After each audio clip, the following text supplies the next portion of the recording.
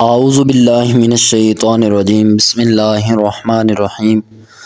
الصلاۃ والسلام علیک یا سیدی یا رسول اللہ وعلی آلک و اصحابک یا سیدی یا حبیب اللہ۔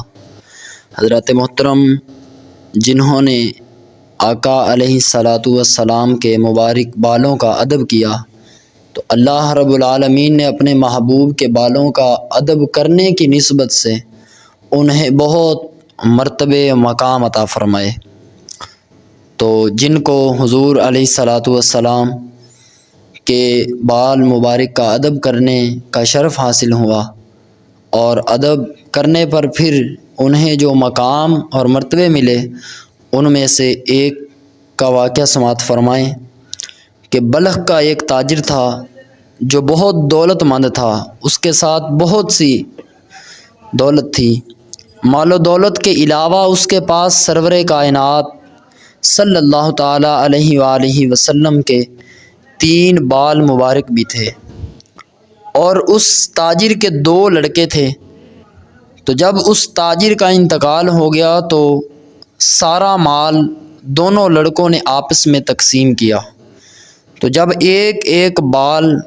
دونوں لڑکوں نے لے لیا، یعنی 3 بال تھے تو 3 بالوں میں سے ایک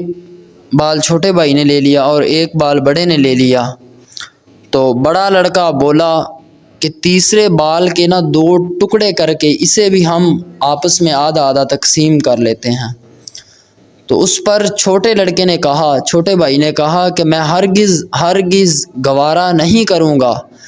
کہ رسول اللہ صلی اللہ تعالیٰ علیہ وآلہ وسلم کے مبارک بال کے ٹکڑے کیے جائیں۔ تو اس پر بڑا بھائی لڑ پڑا اور بولا کہ اگر تمہیں موئے مبارک سے، حضور کے بال سے ایسی ہی محبت ہے تو ایسا کرو کہ اپنے حصے کی، جو تمہارے حصے میں ساری دولت آئی ہے، وہ سب دولت مجھے دے دو اور تینوں مبارک بال آپ لے لو، یعنی میرے والا بال بھی لے لو اور یہ 2 بھی لے لو، تینوں بال یہ لے لو اور ساری کی ساری دولت جو ہے آپ کی وہ بھی مجھے دے دو۔ تو چھوٹا بھائی اس تبادلے پر خوشی خوشی سے راضی ہو گیا اور اپنا مال دے کر حضور صلی اللہ تعالیٰ علیہ وآلہ وسلم کے مبارک بال لے لیے اس نے۔ اب چھوٹے لڑکے کا یہ معمول ہو گیا کہ حضور صلی اللہ تعالیٰ علیہ وسلم کے مبارک بالوں کی زیارت کرتا